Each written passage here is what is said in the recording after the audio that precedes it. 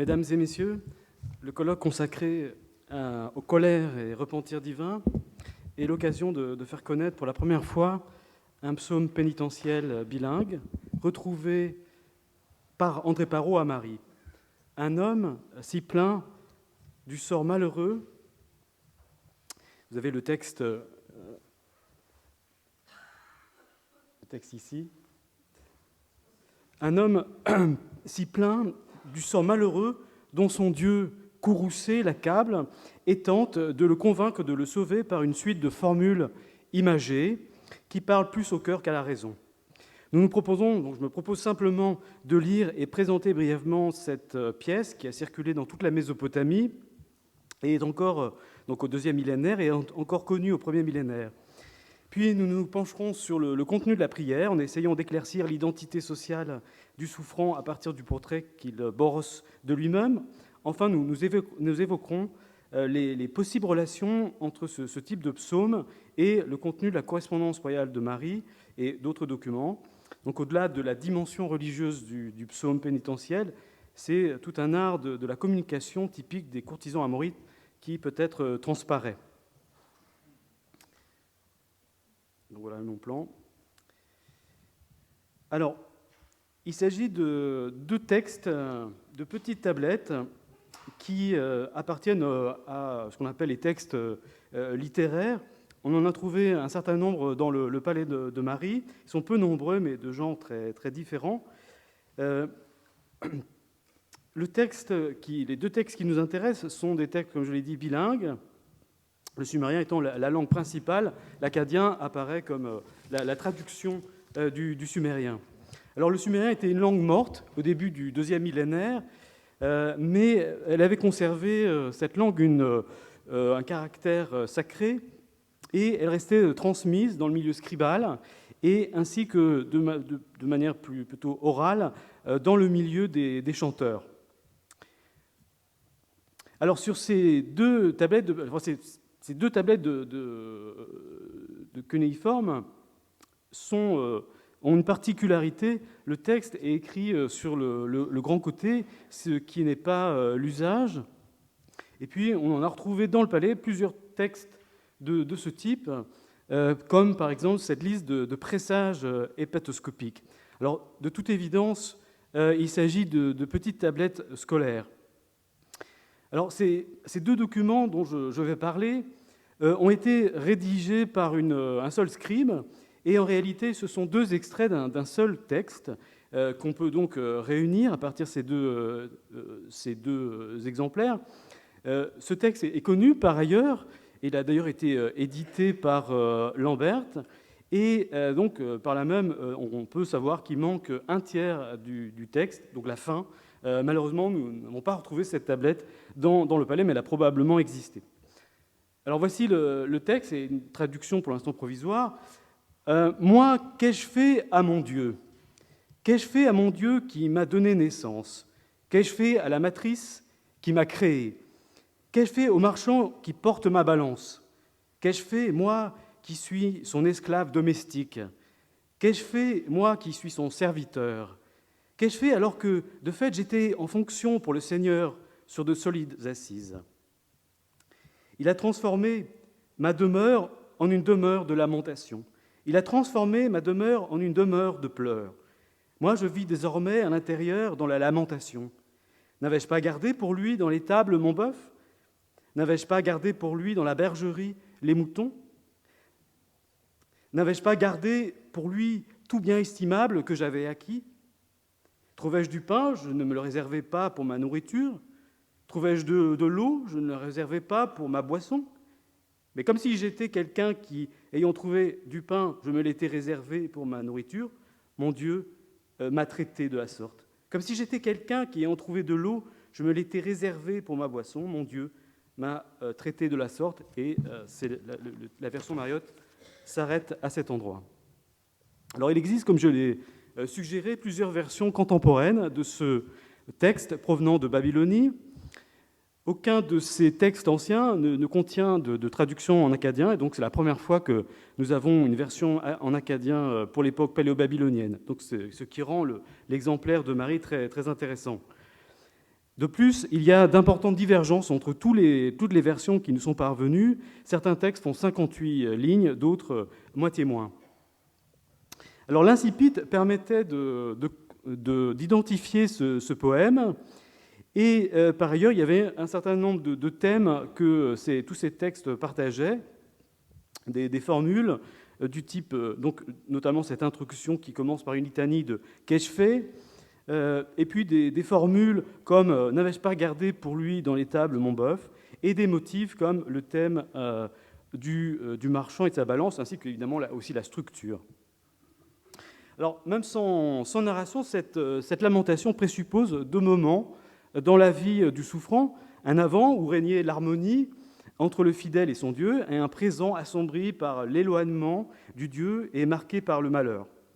Le souffrant anonyme se plaint à la première personne. Il commence par, donc, comme vous l'avez constaté, par une litanie qui a pour but d'attirer l'attention de la divinité en lui rappelant les liens qui unissent donc le souffrant avec ce Dieu. Ce Dieu lui-même est anonyme, sauf qu'il dit « c'est mon Dieu », donc c'est probablement son Dieu personnel, ou un Dieu, en tout cas, dont il est particulièrement dévot.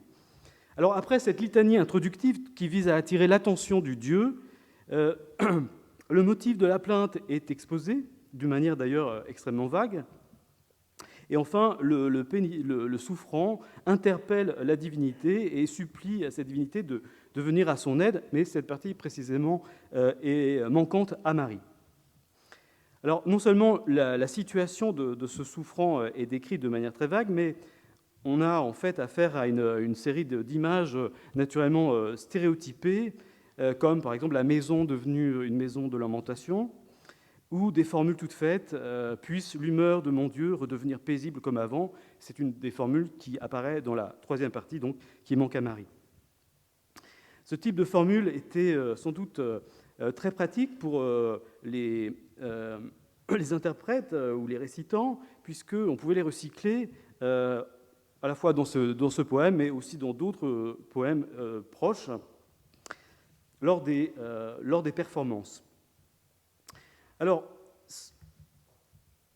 ce texte appartient à un genre qui porte le nom de Ersharunga, c'est marqué sur le tableau. C'est un genre qui continue désormais attesté à l'époque paléo-babylonienne, au début du deuxième millénaire, mais surtout connu au premier millénaire grâce à la bibliothèque d'Assurbanipal à Ninive. D'ailleurs, dans un catalogue de titres de ces prières Ersharunga, on trouve précisément le nom de notre texte, donc qui prouve qu'il existait, bien sûr, encore au premier millénaire, au 7e siècle. Alors le terme Ersharunga est intéressant puisqu'il signifie littéralement lamentation pour apaiser le cœur, sous-entendu d'un dieu. Alors, la lamentation qui nous intéresse, et en tout cas ce genre, est réputé être un genre de lamentation individuelle, dépourvue de motifs mythologiques. Alors, ce qui est intéressant, c'est qu'aussi cette prière a été transformée éventuellement au premier millénaire en incantation, ce qui permet effectivement, y compris sa longévité, de montrer que c'était une formule qui était considérée comme efficace, donc elle avait probablement une fonction rituelle, notamment dans les rites de purification, pas forcément d'ailleurs individuels, puisqu'à l'époque néo-assyrienne, son usage est assez diversifié, notamment cette incantation servait dans les rituels royaux. Alors, pour ce qui concerne le début du deuxième millénaire, il faut dire que nous n'avons pas beaucoup d'informations sur l'emploi et sur la fonction de cette prière, mais le fait évidemment de l'avoir trouvé dans le palais de Marie est extrêmement intéressant, puisque ça fait évidemment un parallèle avec l'époque néo-assyrienne, où ce type de texte a été aussi retrouvé dans un contexte palatial. Alors on pourrait faire l'hypothèse qu'il s'agit d'un texte introduit par un enseignant scribe ou éventuellement musicien, afin de former à ce chant des chanteurs ou des chanteuses. Nele Ziegler a publié assez récemment des lettres de musiciens qui témoignent de l'introduction de poèmes sumériens dans le palais, Donc je donne ici juste deux exemples complémentaires. Sais-je pourquoi j'ai enseigné à ceux de l'habitation royale la lamentation telle une vache dans mon étable. Mon Seigneur l'a écouté, pourtant je n'ai pas obtenu de reconnaissance de la part de mon Seigneur. Tel autre texte indique j'expérimenterai le chant d'âme à qui a reçu en lot les 3600 pouvoirs suprêmes. Il s'agit toujours de lamentation en sumérien. Donc le deuxième texte est évidemment très intéressant parce qu'il parle d'une expérimentation. L'interprétation du contenu d'un tel psaume est naturellement délicate et un peu spéculative, car nous ignorons tout de son origine et de sa réception.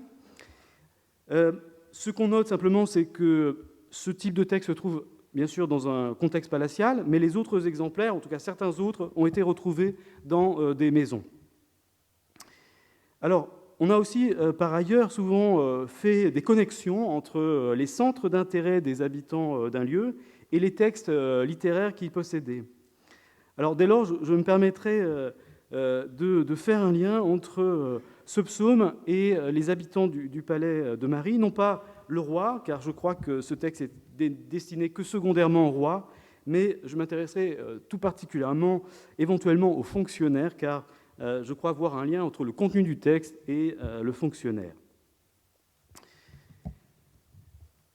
Le psaume est d'abord un monologue, ce qui souligne la solitude du souffrant et son éloignement de la protection divine.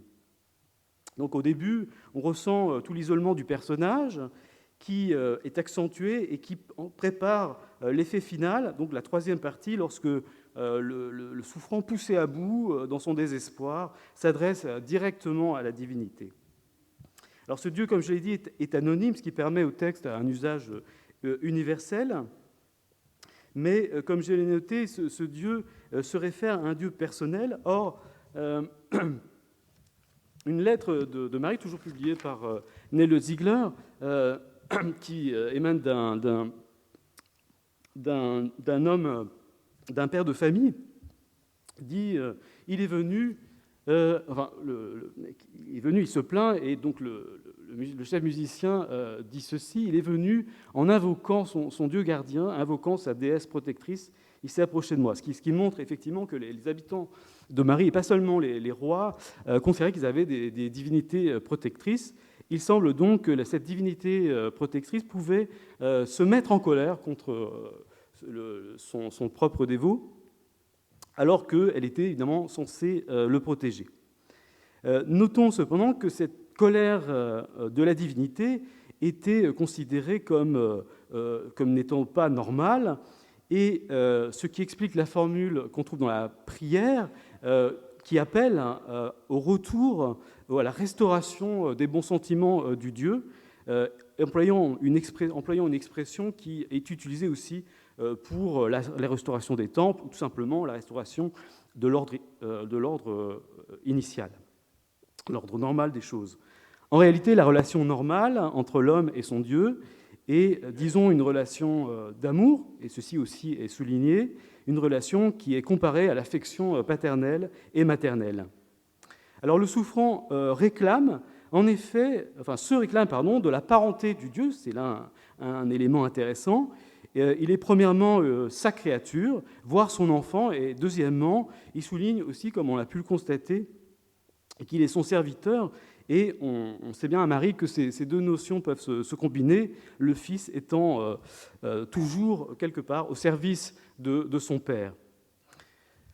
Alors, il est bien connu que Gudea, le prince de Lagash, au IIIe millénaire, déclare à la déesse Nanché, au début d'une prière, qu'il n'a pas de père, qu'il n'a pas de mère. Alors, il dit ceci: ma reine, dès que tu as posé ton regard sur les gens, c'est spontanément l'abondance, et l'homme juste qui a reçu ton attention, une vie plus longue lui est créditée. Je n'ai pas de mère, c'est toi ma mère. Je n'ai pas de père, c'est toi mon père. Tu as planté ma semence dans le ventre, tu m'as enfanté dans le sanctuaire. Donc le rapprochement peut être fait avec l'affirmation du souffrant de Marie, entre guillemets. Bien sûr, il s'agit d'un langage symbolique. D'ailleurs, Gudea fait une déclaration similaire à une autre divinité. On voit bien qu'il s'agit de captiver l'attention le plus possible de la divinité, en lui rappelant des liens indéfectibles qui les unissent. Rappeler à un Dieu qu'il est son créateur est aussi une manière de lui rappeler ses devoirs, devoirs qu'ont naturellement les parents à l'égard de leurs enfants, et ce devoir est notamment un devoir de protection. Donc ça suppose aussi un lien affectif très fort, qui probablement aussi a l'avantage de permettre plus facilement le pardon. Alors,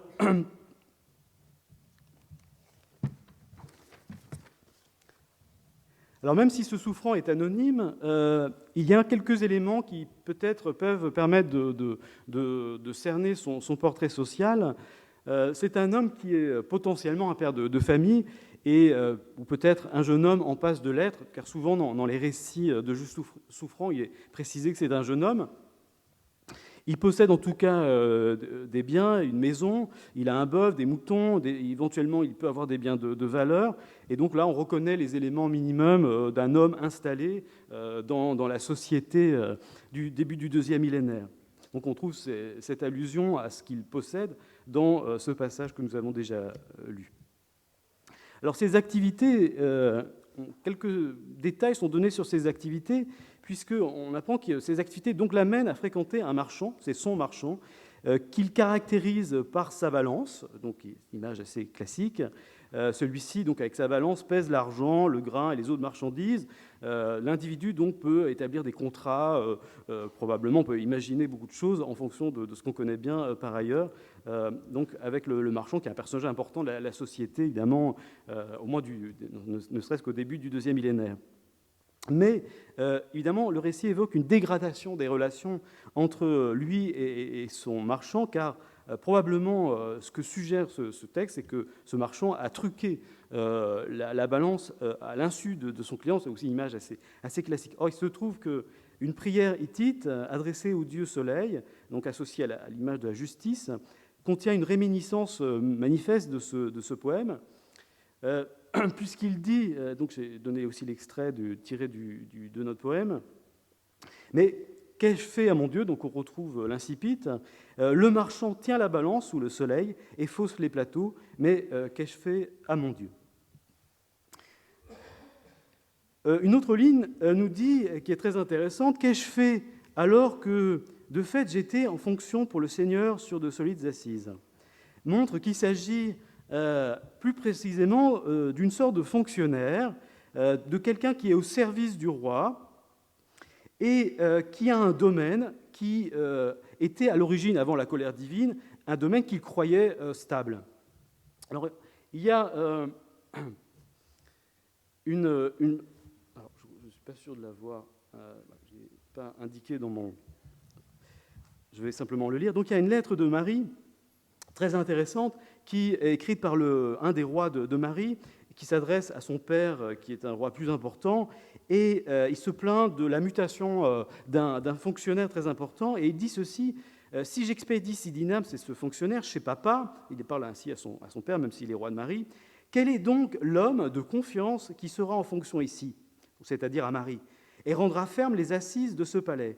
Papa sait bien que les assises de ce palais ne sont pas fermes. Donc, autrement dit, pour le roi, le fonctionnaire, en tout cas certains hauts fonctionnaires, sont essentiels pour maintenir le palais, et on exprime cette bonne gestion, cette gestion saine d'un palais par l'expression avoir des assises solides. Donc, notre souffrant est manifestement un haut administrateur, peut-être un gouverneur, qui en fait pensait administrer très bien ou vivre, enfin exercer ses fonctions dans un palais, un royaume très, très, très sûr, mais ces certitudes ont volé en éclats. Par ailleurs, ce souffrant se flatte d'être un serviteur, et il dit qu'il est un serviteur né à la maison, c'est l'expression en acadien douchmou et en sumérien ama touda. Il dit aussi, il insiste sur le fait qu'il est un serviteur et aussi au service d'un seigneur. Alors dans notre civilisation qui est prise de liberté individuelle, être le serviteur d'un autre serait vu peut-être comme une situation personnelle peu valorisante. Les gens du début du deuxième millénaire ont une opinion tout à fait contraire, et comme le montre cette revendication d'un notable. Pourquoi Monseigneur m'écrit-il ainsi lorsqu'il m'envoie une lettre? Dit à Ibi Ilabrat, ainsi parle Yasmaradou, tout le monde ne sait-il pas que je suis ton serviteur? Pourquoi donc Monseigneur, lorsqu'il m'envoie une lettre, ne m'écrit-il pas ainsi? Et dit à Ilabrat, ainsi parle Yasmaradou, ton seigneur. La position d'un scribe né dans la maison du roi est plus valorisante que celle du scribe qui a simplement été recruté, comme l'indique cette fameuse bilingue de Marie, je suis né dans la maison de mon Seigneur, je n'ai pas été recruté de l'extérieur. C'est-à-dire que j'ai un statut de serviteur plus élevé. Donc c'est aussi ce que revendique le souffrant, cette fois-ci, par rapport à sa divinité. Bien, la souffrance est exprimée à la fois par des images, par sa situation, le fait qu'il vit dans une maison de larmes, probablement aussi par le ton dramatique. On sait que ce genre de poème probablement était récité avec le martèlement du tambour. Mais l'image évidemment de la maison en deuil, de lamentation, pardon, est évidemment l'image de la maison en deuil. Donc ce qui signifie, c'est qu'il est comme un mort. Peut-être est-ce lui qui est mort et dont on célèbre la mort dans sa maison. En tout cas, c'est l'image de la mort sociale. Est-ce que c'est quelqu'un d'innocent? Apparemment, dans sa justification, il souligne sa piété, il souligne son attitude par rapport à la divinité et tout ce qu'il a fait qui, manifestement, sont des arguments contre la punition qu'il subit et qui apparaît dès lors clairement comme injuste. N'avais-je pas gardé pour lui dans l'étable mon bœuf où je trouvais du pain et je ne gardais pas pour ma nourriture, sont évidemment des images qui évoquent cette attitude remarquable et modèle de ce juste souffrant. Alors il se trouve que ce passage, notamment la deuxième partie du passage que vous avez sous les yeux, est une formule figée et qui a été réemployée dans d'autres textes.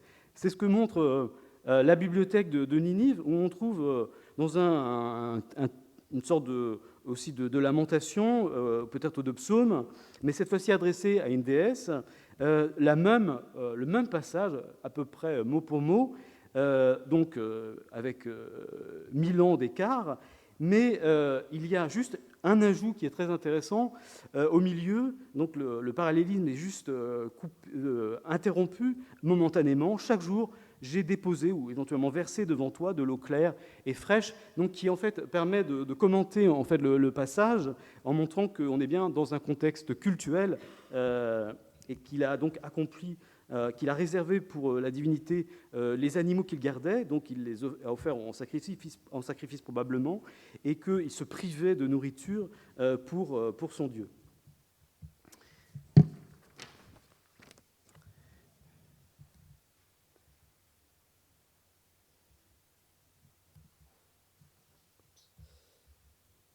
Alors je passe à ma troisième partie. Je voudrais en fait maintenant aborder la question de la relation entre cette prière et son contexte, donc le contexte palatial et le monde des administrateurs.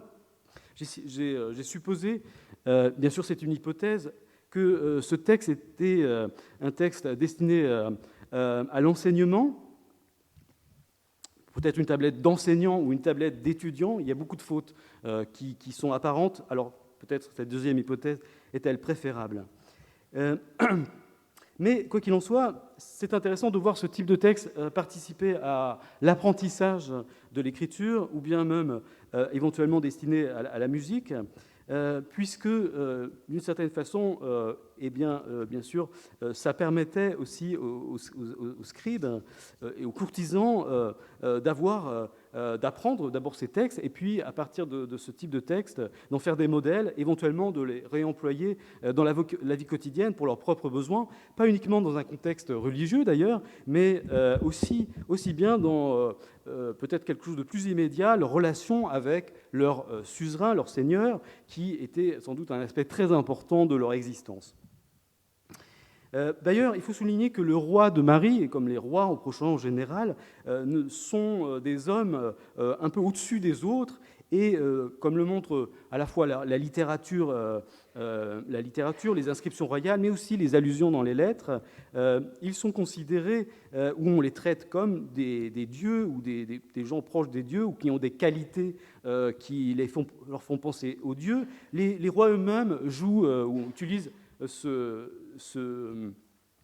cette idéologie, comme cette lettre de Zimrilim, où il se compare avec une déesse bénissante dont la fonction était de protéger les fugitifs, les suppliants, et lui-même, il compare sa fonction. Donc il y a des suppliants qui viennent chez le roi, cette mission est sacrée, elle est comparée à celle d'un dieu protecteur. Donc c'est un des exemples qui montre cette fonction divine du roi, cette proximité entre l'image du roi et l'image du dieu. Alors justement, précisément, dans ces psaumes, il est question du Dieu, mais on peut très bien transposer, imaginer qu'on pouvait translater le Dieu en un roi, et dès lors, à partir de l'apprentissage de ce type d'outils, eh bien, on peut imaginer que les scribes avait un outil de communication, et nous savons que la communication est un élément essentiel dans l'organisation palatiale du début du deuxième millénaire, que les lettres des scribes, les lettres qui ne sont pas parvenues, ne sont pas écrites spontanément, mais répondent à des modèles, et précisément la littérature nous permet peut-être de percevoir quelques modèles. Alors,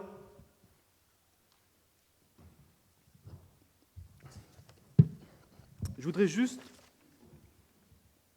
terminer par une lettre qui, en fait, est sans doute une des lettres les plus représentatives de ce lien qu'on peut faire avec le psaume. « Depuis le jour où mon Seigneur m'a touché du doigt, je n'ai cessé d'obéir à mon Seigneur. Je n'ai commis ni faute ni manquement. Ainsi mon Seigneur m'a à bon titre récompensé comme par malchance, comme quelqu'un qui aurait révélé l'ordre de mon Seigneur.